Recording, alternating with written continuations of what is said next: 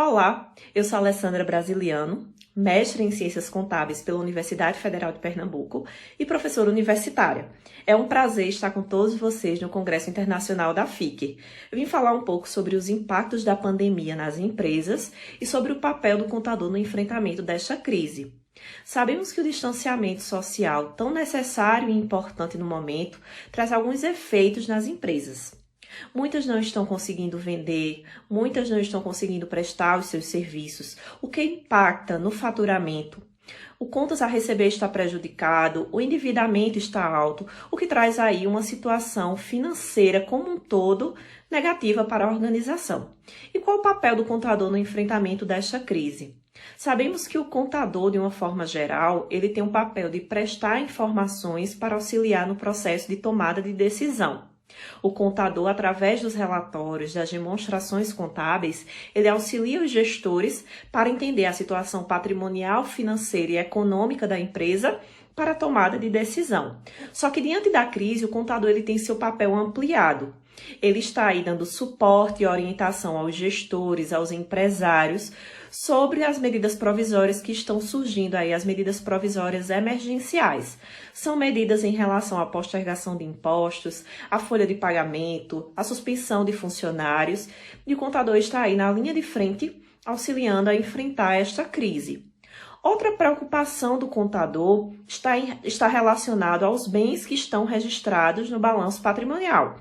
Está relacionado às demonstrações contábeis. Estamos diante de uma crise. O PIB está sofrendo queda. Será que os bens que estão registrados no balanço da empresa, será que eles realmente refletem a realidade econômica? Então, a preocupação vem aí em torno do impairment. Talvez esse termo não seja muito conhecido para todos que estão aqui assistindo a palestra, mas é um termo já difundido na área contábil. O teste de impairment também é conhecido como teste de recuperabilidade. Então, ele é abrangido pelo CPC 01, que é o Comitê de Pronunciamentos Contábeis, ou pela Norma Brasileira de Contabilidade Técnica Geral, ou seja, a NBCTG 01, que trata sobre o impairment.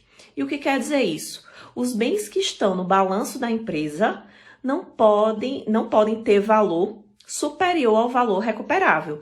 E mora aí a preocupação do contador. Como aplicar o teste de impairment diante dessa situação? Será que os bens do balanço realmente refletem a realidade da empresa? Então, explicando melhor aí esse teste. O valor contábil, ou seja, o valor que está registrado lá no balanço da empresa, do bem, o valor dele não pode ser superior ao valor recuperável. E o que é o valor recuperável? Como é que a empresa recupera o valor de um bem? Por exemplo, uma máquina, ela está registrada no balanço da companhia. O que é o valor recuperável de uma máquina? Como é que a empresa recupera esse valor? Ela recupera usando a máquina ou vendendo essa máquina. Então, eu posso dizer que o valor recuperável é o maior entre o valor de uso e o valor de venda. E como é que a empresa estima esse valor de uso? Então, por exemplo, a empresa tem aquela máquina que ela pretende utilizar por 8 anos. Durante 8 anos, a empresa vai ter que estimar os fluxos de caixa advindos dessa máquina, o retorno que essa máquina vai trazer para a empresa pela utilização. Então, estimando esses fluxos de caixa, aplicando aí uma taxa de juros, esses fluxos de caixa são trazidos a valor presente e aí determinamos o valor em uso.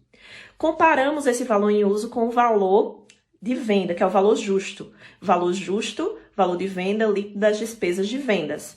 Então, a empresa recupera da melhor forma, o maior entre o valor de uso e o valor de venda. Então, teste de impairment, o valor contábil do bem, o que está registrado lá no balanço, menos a depreciação, não pode ser maior que o valor recuperável, que é o maior entre o valor de uso e o valor justo. Então, vamos supor, eu tenho uma máquina registrada no meu balanço por R$100 mil. Vi que o valor de uso dela, os fluxos de caixa que ela vai me trazer a valor presente, tem o valor de 90 mil. E o valor de venda dessa máquina, por exemplo, o valor justo, o valor justo líquido das despesas de vendas, seria 80 mil. Então, o que é que eu tenho que fazer? O valor contábil está por 100 mil. valor contábil já, o valor do bem, líquido da depreciação. O valor recuperável tem que ser o maior entre o valor de uso e o valor de venda. Então, o valor recuperável vai ser 90 mil, concordam? Maior, valor de uso, 90, valor justo, 80. Então, ele vai ser o maior, 90 mil. O valor contábil, 100 mil, não pode ser maior que esse valor recuperável.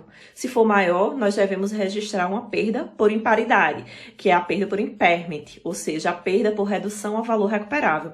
Então, se o meu bem está registrado por 100 mil, eu vou ter que registrar uma perda de 10 mil para que ele fique igual ao valor recuperável, 90 mil. Então, é essa a preocupação dos contadores, nessa situação de crise, em registrar a perda desses bens. De acordo com uma matéria da revista Exame, que trata sobre as vítimas ocultas do Covid-19, que são contadores e auditores, ele traz exatamente uma reflexão sobre isso. Na matéria, o renomado autor de contabilidade, Eliseu Martins, ele diz o seguinte: no momento, é importante que a gente não foque nos ativos fixos, porque essa crise está ocorrendo. Nós não sabemos até quando ela vai durar, né? Não sabemos o tempo que ela vai durar. Até a CVM, que é a Comissão de Valores Mobiliários, ela postergou aí o prazo de publicação das demonstrações trimestrais.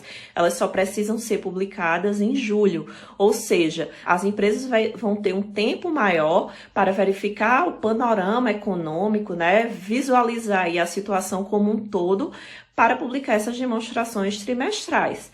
Então, Eliseu Martins, ele diz, não foque nos ativos fixos no momento. Nós devemos analisar outros ativos que são mais preocupantes agora. Por exemplo, os estoques e o contas a receber da empresa. Será que o contas a receber, será que o cliente, né, que são os clientes da empresa, será que esses clientes serão totalmente recebíveis?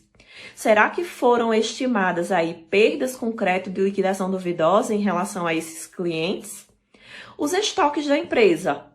Os estoques refletem a realidade econômica?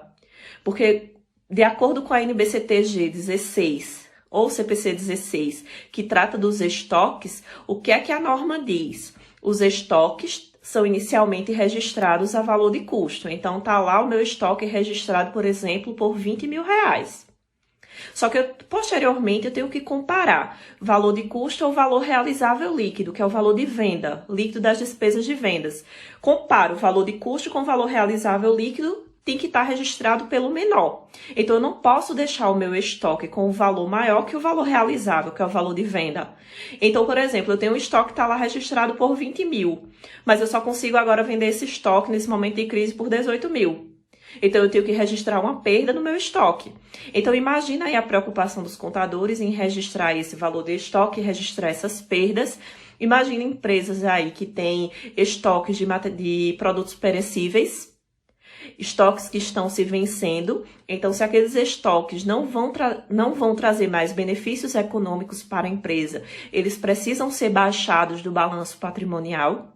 Se forem estoques eu digo assim, estoques perecíveis, que não está tendo aí uma rotatividade muito grande, pode ser que eles se percam e precisa ser dado baixa do balanço patrimonial da empresa. E se forem estoques mais duráveis, mas será que aquele valor do estoque reflete o valor de mercado? Será que não está registrado no meu balanço por um valor superior ao valor de mercado? E será que não precisa ser registrada essa perda com estoque? Lembrar, valor de custo ou valor de mercado, dos dois o menor. Então, surge mais essa preocupação para o contador em relação à elaboração das demonstrações contábeis. Sabendo que as demonstrações contábeis de 2019 não foram impactadas, essa crise do Covid, ela veio agora a partir de 2020. Então, qual o reflexo de tudo isso nas demonstrações contábeis de 2020? Então, o papel aí do contador, ele é ampliado cada vez mais. Não só a preocupação com o faturamento, em prestar melhor informação, em orientar e em auxiliar os empresários, mas também o impacto de tudo isso nas demonstrações contábeis. A gente sabe que impactando, registrando essas perdas, vai reduzir aí o retorno, o valor econômico da empresa, reduz o resultado, reduz o valor da empresa como um todo. Então, espero que tenha trazido aí uma reflexão para vocês sobre esses impactos nas empresas o papel do profissional contábil e as preocupações aí que afligem os profissionais contábeis de uma forma geral e que está totalmente aí relacionada com a crise que estamos vivenciando. Então, fica essa reflexão, procurem conhecer um pouco mais sobre o tema e foi um prazer estar com todos vocês nesse momento.